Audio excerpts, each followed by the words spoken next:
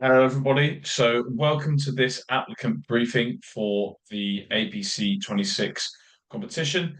This is a pre-recorded briefing, and we're going to be hosting a live Q&A session for anybody that has any questions relatively shortly after the competition has opened. Gonna run around and do some quick introductions now of everybody who is in attendance. So, my name is James Rayner. I am the competition manager from Innovate UK. We want to move down one by one, so I'll hand over to you, Joe. Yeah, hello everyone. Joe Lyford, part of the Innovate UK Land and Maritime Transport team. Yeah, hi everyone. Dave Roberts. I'm an economic advisor at the Department for Business and Trade in the sector analysis team covering automotive. Hi everyone, my name is Nikhil Tosa, program planner here at APC. And I'm Alex Wood, head of innovation products here at the APC. Well, thank you, everybody. So quickly to run through the agenda. So we're going to be talking about key dates, the competition summary and scope, the value for money guidance, eligibility criteria, IFS and how to use it, funding rules, the assessment, the use of AI within your application, and any additional support that you may need or want after being successful, which we hope that as many of you are as possible. So I'm now going to hand over to Alex, who is going to be talking through the timeline, scope, and technical questions. And like we said, Alex, just say next slide whenever you want me to move on, but I'll try and engage it myself. Yeah, thanks a lot, James. And as I said before, my name's Alex Wood, head of innovation products here at the Advanced Propulsion Centre. I'm really pleased to announce the latest collaborative research and development funding round from the Department for Business and Trade and delivered by the APC. Okay, so firstly, I'd like to take you through some of the timelines that you can see on the screen. Draw your attention to a couple of things. So for those of you that are not familiar with the APC collaborative R&D competitions, they are run as a two-stage process. This means that you have the initial application, which we'll go through in detail today, but then you will also have a second stage should you reach the quality threshold to proceed. The application deadline for the first stage is 11 AM on the 12th of February 2025. There are no exceptions to this, so please ensure that all of your final application data is uploaded in advance of 11 AM. We say this every time, and pretty much every competition, at least one applicant misses the deadline. One of those things that catches the applicants out is that all partners must tick the T's and C's box before you submit. Please check well in advance of the 11 AM deadline if you are the lead partner that this has been done. So without labouring that point too much, the second stage is as critical as the first, and the process has changed slightly from earlier rounds, which I'll cover now. So you'll be notified on the 10th of March 2025 if you have reached a high enough initial quality technical score to proceed to the second stage. You then have until the 19th of March to respond to a substantial set of questions raised by the DBT appraiser team, which we'll go through in more detail shortly. In addition, there may be a further telephone consultation around these responses and your application for 1 hour on the 25th of March. Also, on the 24th of March is a deadline which you will need to provide responses to technical questions raised by the technical assessors. Following those elements, you'll then need to switch gears and concentrate on the presentation, which is due on the 2nd of April for the panel interview session, which cannot be changed past that point, and your list of 9 attendees for that panel interview session. I cannot stress how many times consortia have failed to allow enough time and resource for this aspect of the process, and as a result scored really well in stage 1, but collapsed at stage 2. So please be very aware that this is coming. We at the APC are here, of course, here to support, but you need to make sure that you've got resources across the whole consortium to ensure you can meet the deadline. So it's really very much worth spending your time to plan out for success. Make sure you've got the resources in place for a positive result. As you're writing the application, think about storyboarding the key points you want the assessors to take home. This will make putting the presentation together much easier. And lastly, regarding timings, please make a note of the interview panel dates. These are due to take place week commencing the 14th of April, 2025. So your slot will be allocated by Innovate UK, and it is unlikely to be able to be moved. So could you please determine who needs to be there from the consortia and make them aware of these timings? Thank you, James. Okay, on to eligibility. So for your project to be eligible for the competition, you must comply with the following key points. It must be UK-based and collaborative. Your project must be focused on the automotive sector, although additional cross-sector utilisation is a benefit. You must have a grant funding request between 2.5 and 20 million, a minimum of 50% match funded. So, for example, the lowest project total cost feasible is 5 million, and the funding request can be up to 2.5 million in grant. The grant ask cannot exceed more than 50% across the whole project. So if you have RTOs or academic partners that are eligible for 100% grant funding, you need to balance this out across the project. If your project is looking to be outside of either of these parameters, you must contact the APC to let us know, and we can advise on next steps. As a project lead, you must manage this. The IFS system will still allow you to submit an application, even if some of these criteria haven't been met. And sometimes it may be as small as rounding errors. So don't fall foul of the maths. It happens every round, so please triple check. In terms of duration, projects are set to last between 18 and 36 months. Now, as I briefly mentioned earlier, we are able to consider exceptions to the lower end of the grant request and the duration of the project, but it needs to be in writing at least 10 working days before the competition closes. So we strongly recommend that you contact our business development team to discuss any eligibility queries as early as possible. Thanks, James. Okay, so on to the APC26 Industrialising Net Zero Automotive Technology Competition Scope. So the APC is looking for collaborative pre-production projects that are late-stage research and development, helping to accelerate the UK towards a zero-emission automotive future. The projects must contribute to the UK's strategic aims and direction of travel towards a zero-emissions transport vision, such as those expressed through the Automotive Council's roadmaps, must deliver on-vehicle technologies or associated manufacturing processes which support the transition to a net zero automotive industry.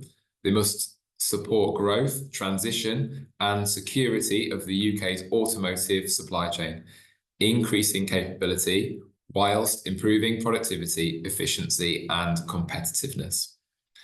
And we are looking for projects that must target post-project commercialisation. So proposals must be UK-based, collaborative, late-stage R&D projects that are match-funded, focus on the automotive sector, but additional cross-sector utilisation is a benefit, contain a vehicle manufacturer or tier 1 supplier so that there is a clear route to market at the end of the project, which will need to be evidenced. Contain an SME partner with suggested maximum number of 6 partners comprising the consortia. Ensure that projects are upskilling, reskilling, and sharing knowledge across the UK. Thanks, James. So as the APC platform is supported by the Auto Council, and as such, the projects must align with the strategic technologies as identified in the Auto Council roadmaps, as you can see on this slide. These are technologies that are in scope, and please bear in mind that this needs to be predominantly on vehicle. For combustion technologies, we've split the bullet now from previous rounds to be clearer for on-road, non-road mobile machinery, and off-road vehicles. Projects can not only design, develop, manufacture, and validate these technologies for first application, but can also be focused on design for circular economy, including disassembly, recovery, and reuse of materials used in the project technologies. Projects can have a focus on physical hardware or software or a combination, which relate to the technologies listed here. Just a note for you, those of you that have a project with significant software digitalization content, you must give a clear evidence why a bespoke solution is needed and an off-the-shelf solution is not possible. We and the wider industry recognise that the UK has a strong digital capability, and anchoring these technologies and skills could deliver net zero products with greater value, faster and cheaper. Therefore, we've provided a framework tool for identifying key steps in organisations' digital transformation journeys for the automotive supply chain to help your digital maturity level to inform your R&D and innovation requirements that could become part of your project. This roadmap is a link is on the APC website for you to use as part of your application as required. Thanks, James. Okay, now on to an overview of the application process. The scope for APC26 has intentionally and largely unchanged from APC25. We're still looking for those collaborative R&D projects that design, develop and manufacture technology that works towards delivering a net zero on-vehicle technologies for on and off-road vehicles. Can I draw your attention to, firstly, to the public description, as this will need to be a short description in layman's terms of your project that is public-facing and will be published. So questions 1 to 4 are mandatory. They are the applicant location, animal testing and permits and licensing. Question 4 itself is a marketing contact, so that APC and DBT communications teams can contact the right person. And then on to the rest of the application, which is split into 4 parts. So part 1 looks at the business case and the benefits of the proposed project, and that's covered by questions 5 to 8. Part 2 addresses the technical innovation, project management risks, and that's in questions 9 to 11. These questions that I've mentioned so far are all assessed by an independent technical panel. Part 3, questions 12 to 14, focuses on funding and additional value. Question 12, where to download the Value for Money Excel workbook. Question 13, looking at additionality, and question 14, the funding model. Into part 4, the questions 15 to 17 allows your opportunity to provide supplementary evidence to the workbook. And DBT will take you through the detail on that shortly. So parts 3 and 4 are assessed by the DBT appraisers and economists, who will consider your answers to the technical questions also to determine the benefits of the project from a value for money perspective. Likewise, the technical panel will also consider your answers to questions 13 to 17 and the Value for Money Excel workbook as well to inform their scores. It's important to flag this, as when you're asked in phase 2 of the assessment process, should you get that far, to respond to the questions from the technical assessors and the economic appraisers, it may seem like they're asking similar questions. However, the focus will be different. There's a considerable amount of discussion between the 2 sets of assessors around the credibility and evidence provided to both the technical and economic panel. So please ensure that you strongly evidence all statements made in your application. Please be aware that you can submit a previously submitted application once, but not more than once without a material change. Thanks, James. Okay, so on to the actual questions. Question 5, we've placed why this project front and center in the line of questioning.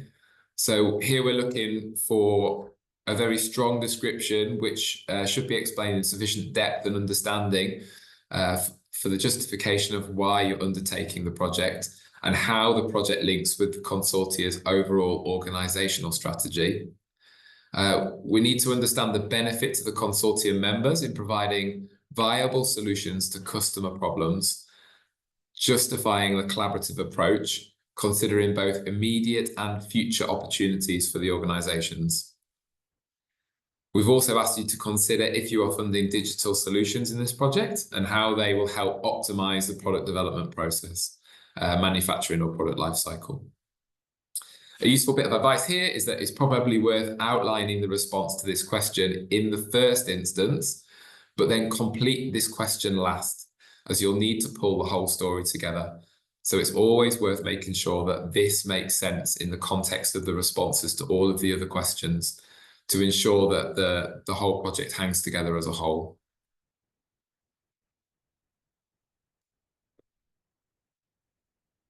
Now on to question 6, identifying the market and your plan to address it. So we're looking for a very well-researched and understood market and how this project bridges the gap into it. So you need to explain how you'll bring this technology to market and exploit its commercial potential. So explain the scale, the geography, the dynamics of the market with evidence working for all your calculations. Your market exploitation strategy, covering your primary market for the main outcomes of the project, as well as important additional markets, including your entry strategy, any barriers, and how you will overcome them, as well as identifying who the competitors are and how you will manage that challenge. So typically this question is answered quite poorly and lacks evidence. A good thing to do with this question is reference it back to the APC and also council roadmaps and the gaps that your project is trying to bridge when successful, and include any evidence or customer interest in the appendix for this question. Okay, so the next couple of questions relate to benefits. Note that we have a separate question about benefits to the consortia as a result of the collaboration and the external benefits to the wider supply chain. So on the internal collaboration benefits, you need to explain the benefit of the collaborative project on each consortium member, including the expected financial returns, jobs, and long-lasting skills benefits, why the consortium is essential to deliver the project, and explain how knowledge will be shared between the partners, how the project will unlock technical and commercial opportunities and partnerships even beyond the aims of the project, what further applications there are for outcomes in other sectors, and what opportunities for future R&D activities there could be in the automotive industry that you envisage as a result of the project, how you will disseminate the outcomes in the public domain, and how capability gaps are filled. While the main focus must be automotive, cross-sector mobility for technology is attractive. So if you can demonstrate this across the consortia, that is a benefit. You need to provide a substantial quantity of data and evidence here. So keep your answers brief and use the appendix well. Okay, on to question 8. So this is the opportunity to showcase the benefits for the UK supply chain. And this question switches perspective on the previous one. So look at how the project creates a stronger UK supply chain within and outside the consortium. So we're looking for that significant supply chain benefit and your strategy within this. This is where evidence is crucial, and you'll get higher marks where you can evidence how this project will impact anchoring, growing, and significantly improving the productivity and competitiveness of the UK supply chain, such as target suppliers and target customers. If you pass the initial assessment and progress to the second stage of assessment for interview, project scoring in excess of 60% on this question at interview will be eligible for funding. So it's a very important part. In the appendix, I can suggest you provide a supply chain or value stream map. These can then cover potential suppliers, gaps in the current supply chain, processes required, include companies and locations that you've already identified, and evidence the work done on the supply chain risk prediction and management.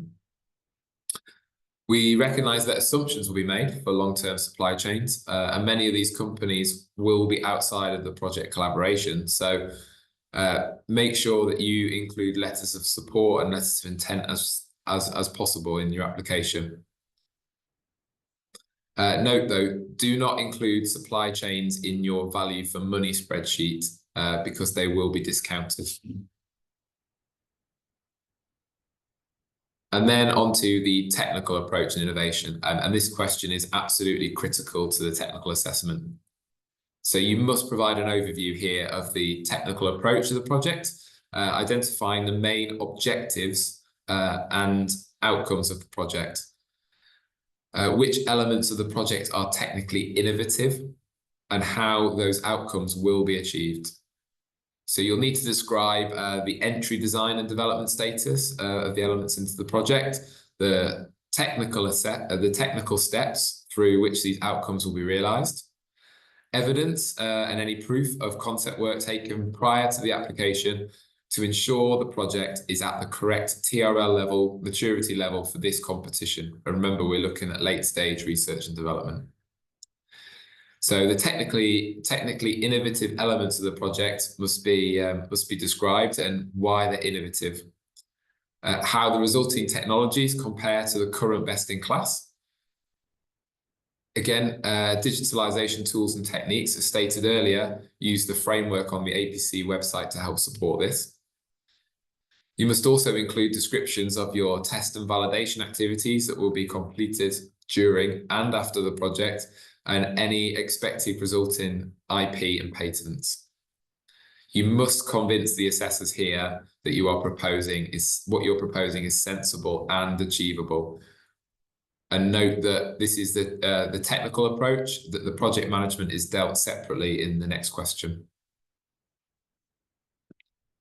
So on to that project management question. And again, this has changed slightly from previous competitions. So here we're really probing your ability as a consortium and partners to define, deliver, and manage the exploitation of a successful project. So you really need to clearly articulate what will be created, but how you will manage the project effectively. So you need to describe what the physical outputs and deliverables for this project will be, clearly justifying the quantities where applicable. That's quantities of parts and tools that are used in the project.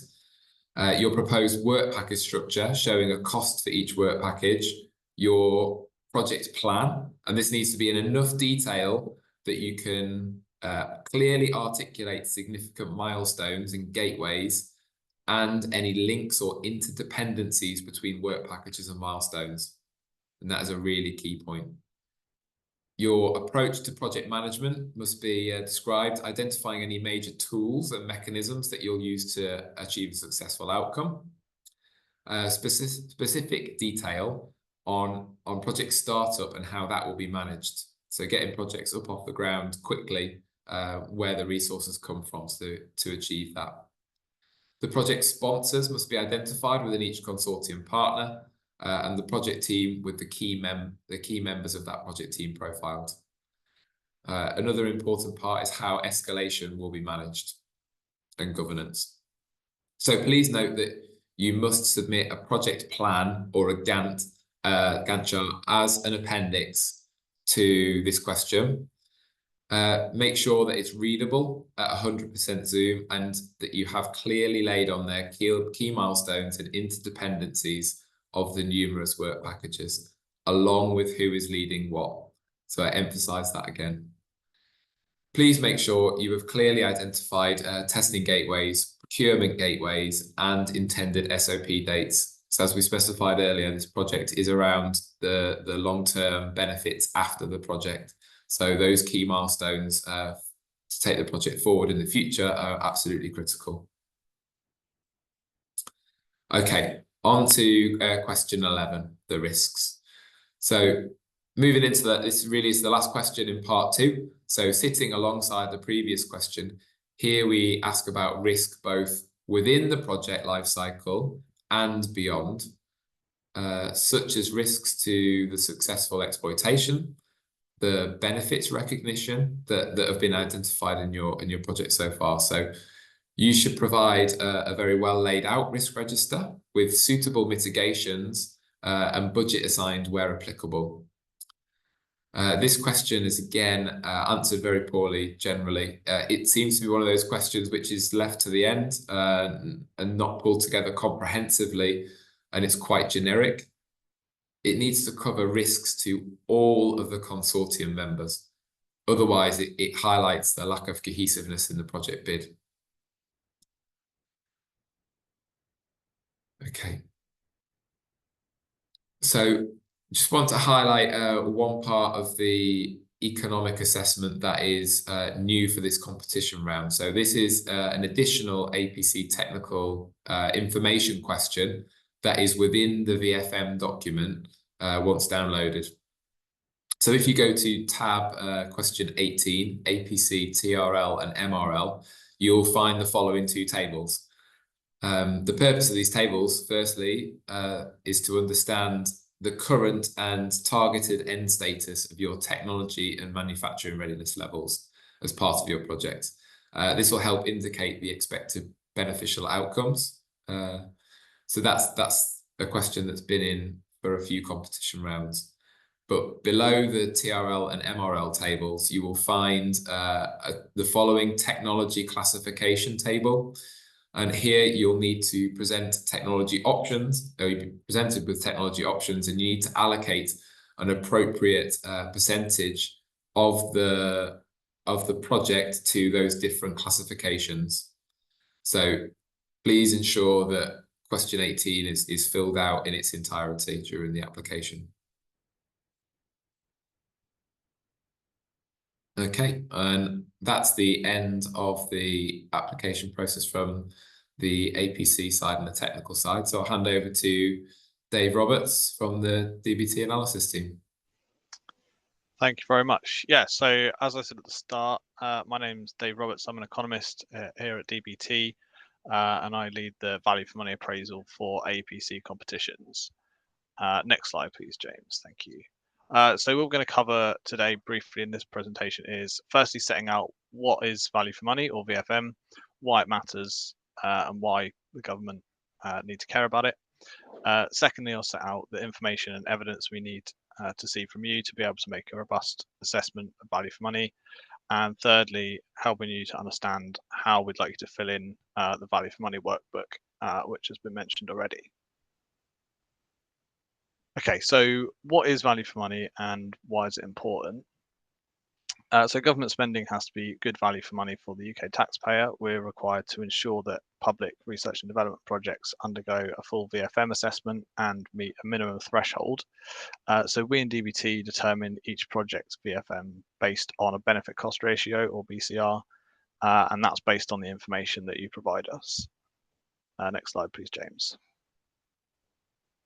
So how do we calculate that BCR? Well, it's relatively straightforward. We look at the expected benefits to the UK economy of the project, and then the cost of the project to the Exchequer or the government. So the key benefits from projects that we monetize as part of this process are the jobs that are going to be created, CO2 savings, and R&D spillover effects, which I'll explain a bit more later. And we use the data and the information from your written applications and the VFM workbook to inform this. When we have those benefits, we'll adjust them for risk and for additionality. Additionality is the extent to which we think the project would have gone ahead anyway without funding, which again is informed by the information that you provide. Next slide, please, James. Okay, next, we're going to go through the information and the evidence that we need from you to inform our VFM assessment. So what we have here is a table setting out what information we use and where we find it. So in the written application, which we've just gone through, the questions are around additionality. So we expect to see why APC funding is necessary. 50% grant intensity is the maximum, as it says there, but obviously the less the better. If you think back to the BCR equation, the smaller the cost, the better the outcome. And we also expect to be the project benefits to be explained, and also explain the risks and mitigations. So The next thing we look at is the VFM Excel workbook, which you'll have downloaded. It's an Excel spreadsheet with several tabs where we'll ask you to quantify the benefits of your project. Essentially, you put the numbers in the spreadsheet and use the written application to evidence those numbers and explain how you've estimated them. So while it's really important that we've got the numbers, it's also really important that we understand how you've estimated those numbers and where they've come from. So please make sure that you explain those numbers in your written application, like how you've modeled them, what are the numbers informed by or based on, can you provide any additional working out or sources or citations, anything like that that can help us when we're kind of going through your application. The third set of documents we need are the appendices. Again, please provide any further evidence to justify your claims and the figures that you've set out in the Excel spreadsheet. And lastly, we have the responses to feedback. So we'll write to you with some questions once we've read through the application. So we'll write to you with some questions of clarification to make sure that we can get all the information that we need. And we'll use those responses to inform our assessment. And then also, if we think it's necessary, we might also arrange a phone call with you to clarify any final points. So all four parts of the application that I've set out here are needed for our assessment, and they support and complement each other. So I'll now go through the four different parts of the VFM assessment. Next slide, please, James. Okay, so what we're looking for is a logical narrative around why benefits and costs are reasonable, where they've come from, details of your calculation methods, including any assumptions that you've made. We need to be able to understand how you've got the figures that you've got in order for us to be able to use them in our assessment. So evidence is absolutely crucial. And we'll use that evidence and any documentation you've provided to validate the information that you've given us. So evidence might be diagrams, tables, internal documents that help to explain your additionality argument or why you need funding. There might be letters of support that helps justify points that you've raised. But my main request is that you make it clear and easy to follow. We don't need tons and tons of information, just the key points that support the figures that you've provided. If we feel like you haven't provided sufficient information and sufficient evidence, we will give you the opportunity to provide that through the written feedback and potentially the phone call as well. We're not going to be able to we're not going to be able to go through tons and tons of information, as I say, but we will give you the chance to go through that with us. And ultimately, if you haven't provided sufficient information, that could mean the application could score lower. Okay, next slide, please, James. Okay, so this slide, I'll briefly talk through the key benefits that we're interested in and what we're expecting to see. So I've broken down into 3 columns for the 3 different benefits. And then the red boxes explain the information that we'll find in the written application, and the purple boxes are the information we need from the VFM Excel workbook. So the first benefit we'll look at on the left-hand side is R&D spillovers. Just to say what they are, basically when an organization undertakes R&D activity, it's not just the organization itself that benefits. R&D tends to spill out outside of the organization, outside of the sector potentially, in the form of that sort of gained knowledge, and that provides wider benefits to society, and it's those types of wider benefits that we're interested in assessing. So in the written application, we'll be looking for information such as whether you're registering any IP for the technology, are you going to share the project results, how are you going to share any project results, do you feel like other firms or industries are going to benefit from this project? And then also, if their technology has applications outside of the automotive sector, then please do explain that as well. because we're looking for how and where the technology and knowledge will be used to assess those wider benefits. Okay, so in the VFM workbook then, with regards to R&D spillovers, there's a tab on spending profiles for the APC grant and your own funds, and then also follow-up investment after the project. So this spending split out into R&D spend and then other capital expenditure, and we're interested in how much you're spending on R&D during the project, how much you're spending on R&D after the project, and also any other capital expenditure that you're planning as part of this. But what we do need is to explain how those profiles have been calculated, and then how the follow-on investment has been estimated as well. So who's going to be spending it, what's it going to be spent on, and how is it sort of unlocked by this particular project, and then also explaining the project impact on the TRL and MRL levels as well here. Okay, so the next benefit I'm going to talk about is the employment benefits, so jobs. Obviously, your jobs are going to create jobs both directly and indirectly, but specifically here, we're interested in the direct jobs that are going to be created as a result of this project. So we look at jobs in terms of jobs created as a result of the project, so new jobs, but also jobs that are going to be safeguarded as a result of the project. So by safeguarded here, we mean jobs that are at risk of being lost within 12 months if the project doesn't go ahead. And that's really important. It has to be if the project doesn't go ahead. So we want you to tell us what would happen to those jobs without the project. So the written application has the opportunity to provide all of that information. And there's a question in the written application specifically for that. And then obviously the data can go in the value for money spreadsheet.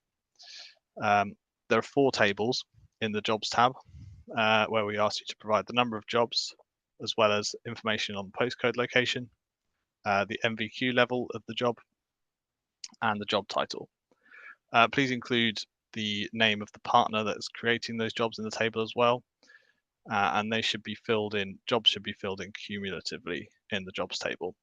So if you're creating 1 job in year 1, and then there's going to be additional 2 jobs created in year 2, the figure you should put in year 2 is 3, because we assume that job in year 1 is going to continue for a few years.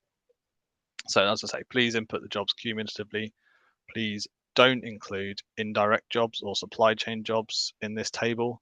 And we're only interested in direct jobs within the project partners. Then that's really important.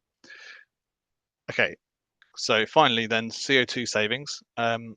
How does your technology deliver CO2 emission savings? So we want you to explain which vehicles will be displaced by the vehicles that will have this new technology that the project's going to develop, and why are they considered the best alternative. So if a consumer is choosing a vehicle, why is this comparison that you're using the most appropriate alternative that they would choose? So please, when you're filling in this part of the spreadsheet in the application, please ensure there's consistency with emission regulations. In the written application, we'll ask you to explain all of that and explain the vehicles that you're going to be using as comparators. And then you'll explain how you estimated the figures that you have estimated, which I'll explain in a second. So in the value for money workbook for CO2, then we ask for sales figures of the vehicles that are going to be using the technology and the CO2 savings versus the comparative vehicle. And we want to explain the project's impact on the CO2 savings versus the comparative vehicle. So how much of their saving between the comparator and the project vehicle is as a result of this particular project. Next slide, please, James. Excuse me, sorry. Okay, so additionality. We'll talk about this briefly. We need to understand why APC funding is essential for the project to go ahead. So we don't want to be giving out public money to projects that don't really need it, because that's not a good use of taxpayers' money. We want to fund projects that wouldn't otherwise happen or wouldn't happen in this particular shape. So there's a question in the written form for you to tell us why you need APC funding. And that might be that you're unable to raise sufficient funds from other sources. If that's the case, then in terms of evidence, then please provide us with evidence. Proof that you've been declined credit, for example, or you've been unable to raise funding from other sources. It might be that your project doesn't meet a sort of internal rate of return for internal R&D spend because the project's quite high risk. So please show us analysis that demonstrates that. It might be that there might be within the organisation sort of internal competition from a lower cost location. And then again, please provide us with any analysis that demonstrates that. We'd need information comparing location options and the cost gaps, and information on the decision-making process that's led to that. Essentially, what factors you've taken into account and when that location decision is being taken, and how the APC funding makes a difference to that. One of the key things that we look at to help us understand additionality is the counterfactual. So that is what would happen if you didn't receive APC funding. So would the project not go ahead at all? Would it go ahead on a smaller scale, or would it go ahead on a different time scale, for example? Or maybe it would go ahead but elsewhere, for example, overseas. And please set out all of that clearly as you can. And we just wanted to set out what would happen in the absence of funding. And then obviously, again, please provide any evidence for any of that information that you give us. Okay, thank you, James. Next slide. So we also need to understand the project risks. Obviously, R&D projects are risky by nature, and we need to be confident in that the main risks have been identified and that you have mitigation strategies in place. So in your written application, you should demonstrate that you've considered the different types of risks. So that might be technological, commercial, route to market, project delivery, and also that you've assessed the impacts and developed mitigation strategies. So we're looking to see that you understand those risks and have strategies in place to mitigate them. Next slide, please, James. Okay, so for the last section of the presentation, I'm going to briefly talk about the value for money workbook that we've talked about already, and help you understand how to fill it in. Okay, so next slide. Okay, so firstly, you need to download the value for money spreadsheet, which is in Excel format, which is in question 12 of the application. It should be fairly clear where you download it and upload it to and from. So this is an example, on the next slide.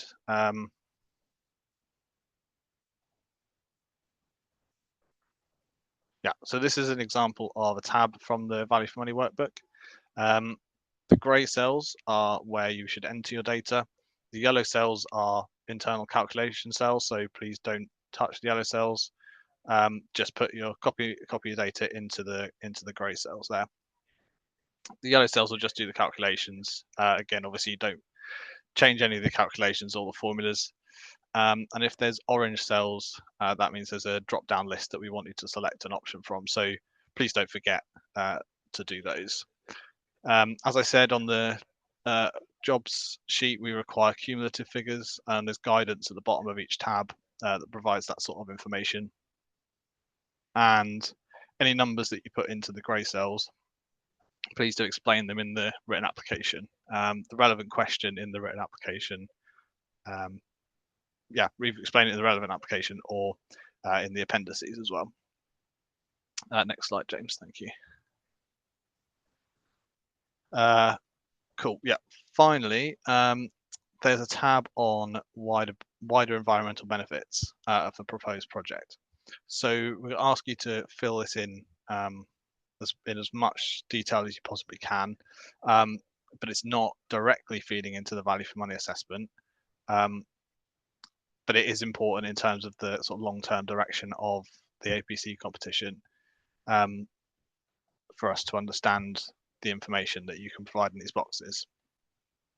So please do be as detailed as you can on this one. And yeah, I think that's it from me. So if you have any questions, my email's on the next slide, I think. And yeah, I will leave it there. I think if the next slide is coming. Yeah, there we go. There's my email. So yeah, I can't remember who I'm handing over to. Apologies. So that will be handing over to me. So thank you very much, Dave.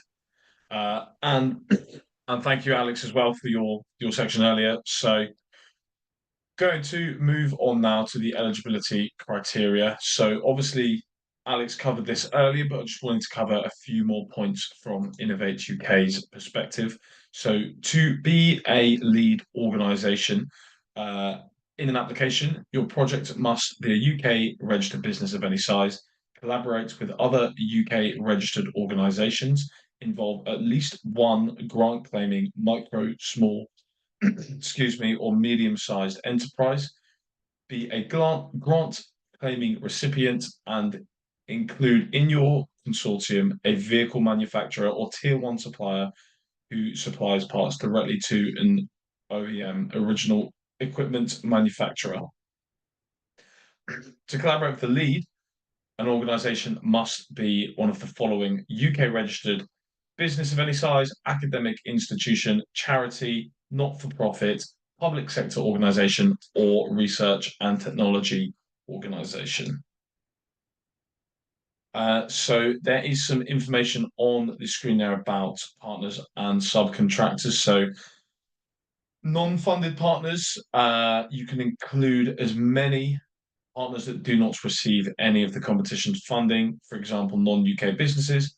Their costs will count towards the total eligible project costs. Subcontractors are allowed in this competition, and subcontractors can be from anywhere in the UK, and you must select them through your usual procurement process.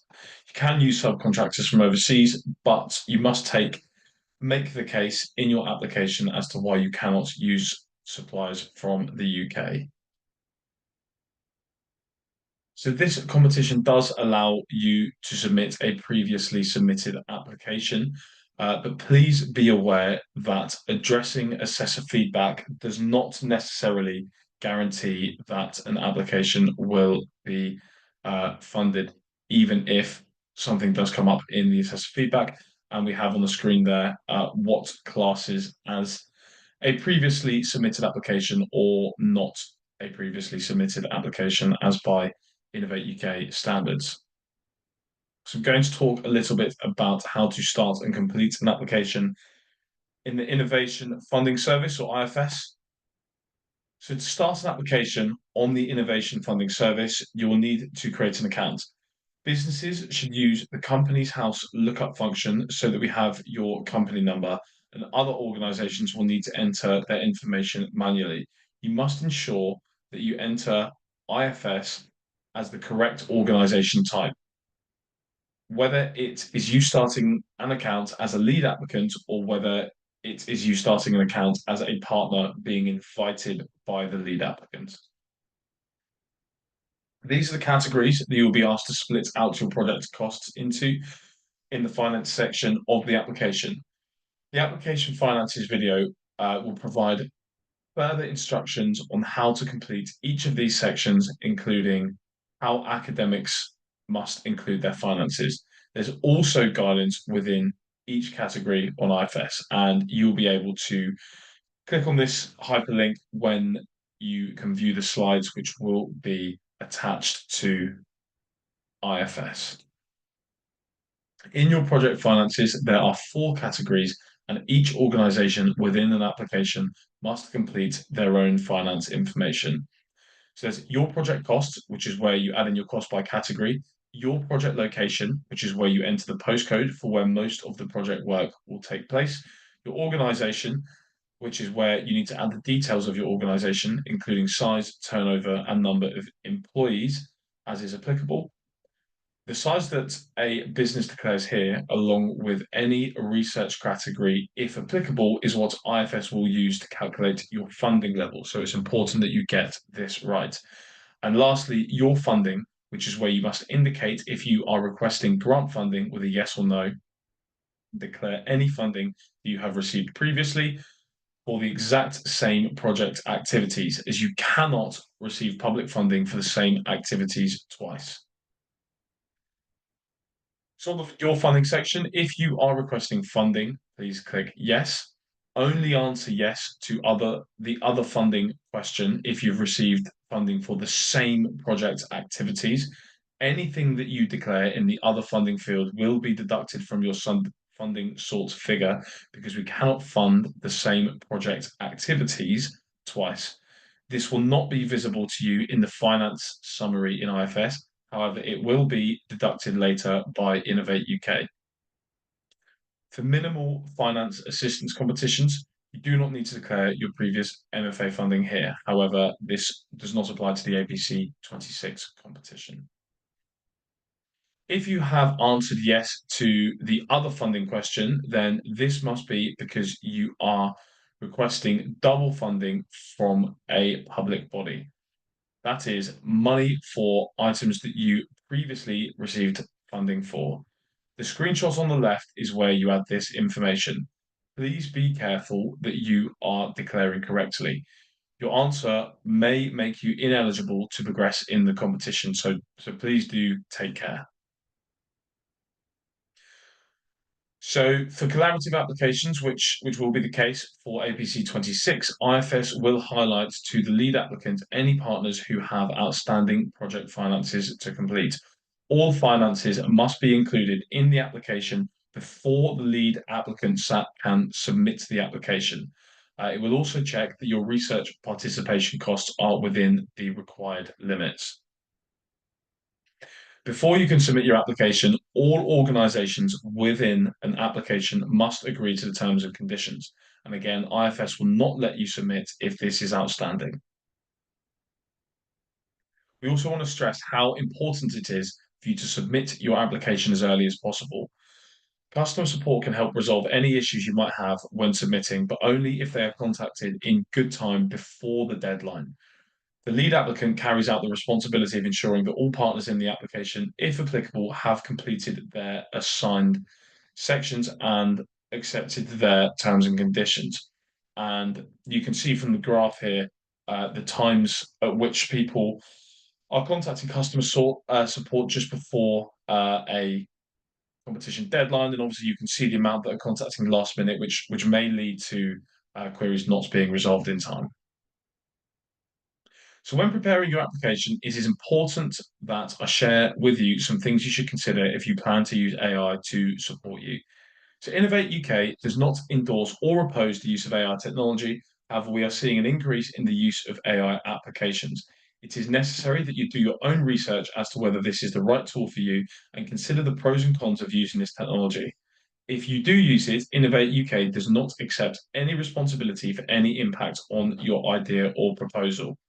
Whilst AI offers many benefits, it is important that you are aware that you are potentially sharing your idea with the world.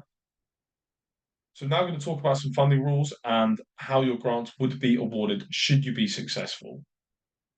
Firstly, there are some instances where we would not be able to award you any funding.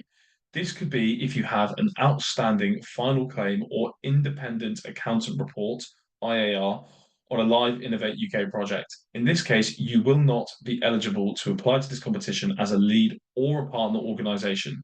We will also not award you any further funding if you have not made substantial efforts to exploit a previous award or fail to comply with the grant terms and conditions. We award all of our grants under the UK subsidy control regime, which incorporates various agreements and frameworks, which you can see on the screen there and will be available in the slides on IFS after this recording. This slide shows the definition of a subsidy. Innovate UK is unable to award funding to organisations that are considered to be in financial difficulty. All organisations that are awarded funding are subjected to financial viability and eligibility checks. If you are an applicant who is conducting activities that will affect the trade of goods and or electricity between Northern Ireland and the European Union, as envisaged by the Article 10 of the Windsor Framework, then your grant would be awarded under European Commission state aid rules. In order to be eligible to receive state aid, you must pass the undertakings in difficulty test. This only applies to limited liability companies that are more than 3 years old. If you have a parent company, the test can be performed on your parent company or holding company. If you are successful in the competition, we will apply this test as part of our viability checks. If you are unsure of whether you are eligible to receive state aid, please seek legal advice or further information from our website. You can also contact our customer support services team if you have any questions. So this competition is being run under the Research, Development and Innovation Streamlined Subsidy Scheme, and this includes 3 research categories of feasibility studies, industrial research and experimental development, plus SME, RD&I support. Note that the competition you're applying for does adhere to these 3 categories. So if your project is industrial research, you could get funding of your eligible project costs of up to 70% if you are a micro or small organisation, 60% for a medium-sized, and 50% for large organisations. If it's experimental development, which means your project is nearer to market, then you could get funding for your eligible project costs of up to 45% if you're a micro or small organisation, 35% if you're a medium-sized, and 25% if you're a large organisation. So onto the assessment process now. So to help you understand what happens after you've submitted your application, Innovate UK have produced a series of videos, and the link to the YouTube playlist is on this slide, which again will be available on IFS, where you found the link to this recording. If you pass the technical assessment and proceed to the project setup stage, you have a further 8 steps to complete during the project setup period, which can take up to 90 days. Please be patient during this stage. Assigning MSPs and getting finance checks completed can take several weeks. Please ensure that you share the T's and C's with your legal team at the earliest possible opportunity. Once notified, you will have 30 calendar days to do this. The final step will be to sign and return your grant offer letter. We must first approve it, and then you will get a go live email confirming that you can start your project. Your project will always have a start date of the 1st of the month, and you can only claim for costs incurred and paid after your project has started. Before we end, just want to touch on our partners, the business growth team. So if you are a small to medium-sized business and you're a successful applicant, you will be contacted by the Innovate UK business growth team about working with an innovation and growth specialist.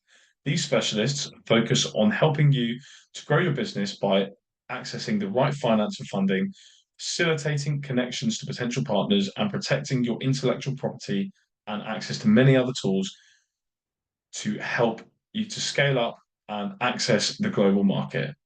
More information about the good work that the business growth team undertake with our SME community can be found via the link on this slide. Here we also have some useful links to help and provide support to you during the application process and beyond. We highly recommend that you read our general guidance and check out Business Connect's Good Application Guide. If you need some help with pulling together your collaboration agreement, then please do check out the Lambert Toolkit. We cannot otherwise advise you on how to put this together. We have also provided some other useful links to keep you updated and in touch with all of the opportunities that are available.